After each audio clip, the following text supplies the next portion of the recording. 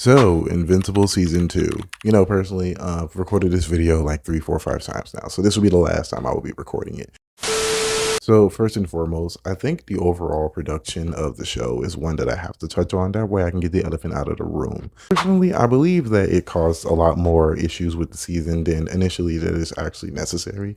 Because I think if you're just, binge watching it, now that it's already entirely completed, I think it's a pretty enjoyable experience and takes away a lot of issues that fans would have with the series overall. Because it's one of the biggest issues as far as like fans waiting for so long for the next season and anticipating things that could happen. And on top of that, taking a break in the middle of the season is something that isn't really enjoyable or even, how you say, empathetic to the fans who actually enjoy the series, have been invested in the series so much so to where they actually went to go read the actual material just for more Invincible. So I think putting it and postponing it even further just because of rush schedule, it just isn't good. I think at the end of the day, instead of just pushing out product as most companies do nowadays, as far as streaming specifically, is a horrible framework because it creates laziness, it creates rush products, and more importantly, it takes away the passion behind it because you're just doing it just to get numbers at the end of the day. Now, obviously, the video isn't going to stop companies from doing that, obviously, but you can obviously see the problem that arises. We've even seen similar situations with like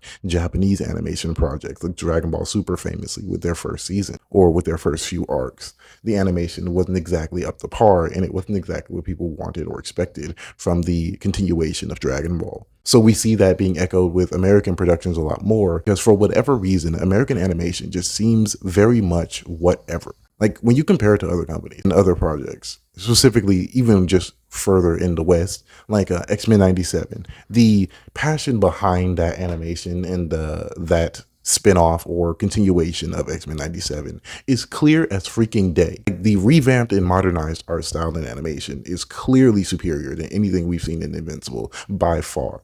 Right. I believe that having Invincible reach as wide of an audience as it did, and you could see the good moments of Invincible, but for the most part, it feels like it's made with Windows PowerPoint when they're not, throwing hands, and when it's not a plot-shattering event. The animation is just subpar or bare minimum or meh, which isn't really good, I would say, as far as like the overall perception for the fans. Because for those who say that the animation is fine or great, it's being dishonest, personally, and very disingenuous.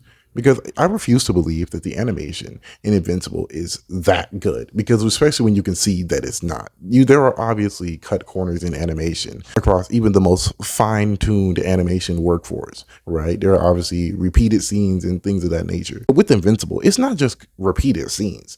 Some scenes are just straight up still images. And you honestly hate to see it, considering, again, how much people love the series. And maybe that's a testament to how good the writing of the show is.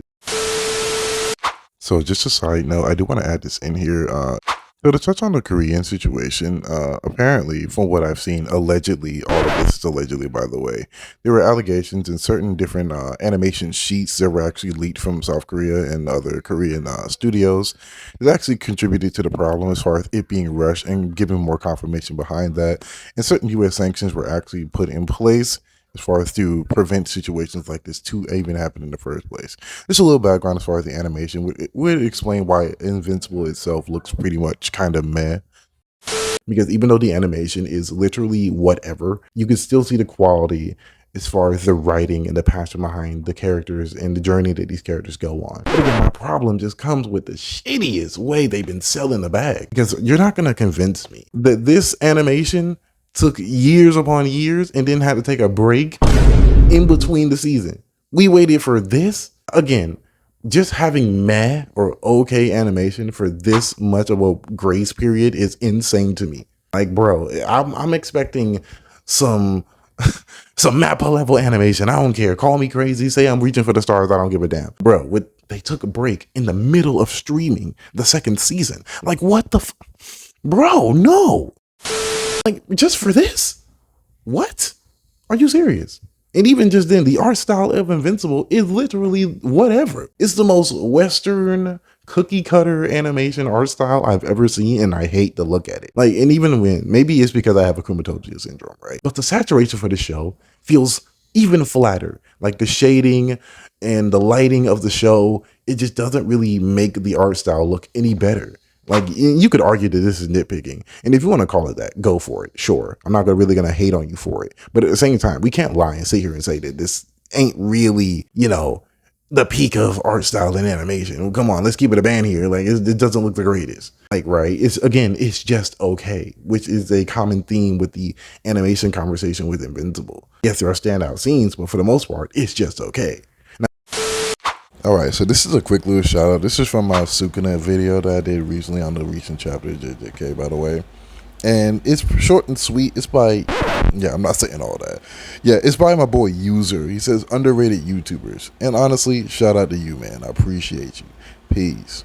Moving on to the characters and the character arcs of certain characters like Mark and Amber, personally, I can't feel for any of the things that are going on with them too, because for one, Amber is an entirely different character from her season 1 counterpart that is literally night and day. There's nothing to compare because this isn't even the same person.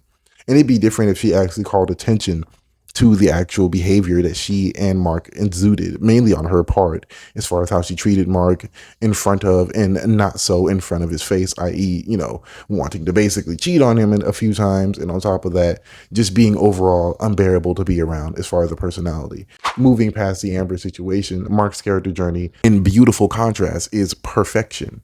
Is perfection personified. His entire arc and breakdown with Angstrom Levy was cathartic and, more importantly, necessary for his character progression moving forward, given the information that we know, or that I know more often and more accurately, as far as where he's going with his character arc and his journey with even his brother Oliver and the journeys that those two will go on. I think is very interesting, and I'm just very excited, to say the least, as far as what's going to happen next with Mark Grayson. And I think the jumping off point as far as what season 2 laid out was perfect, which gets into the final part of my video, the villain argument that people say is just like whatever. Yeah, I believe that building up to a even greater plot point and villains and characters overall is a lot more enjoyable than just having a second Omni-Man. So personally, I don't really agree with the fans that want just, one singular villain, or they feel like nothing happened in this season, which couldn't be any further from the truth. People's character arcs definitely progressed and things definitely moved forward without having an Omni-Man type of character. As far as that being said, and how Angstrom Levy, quote unquote, didn't live up to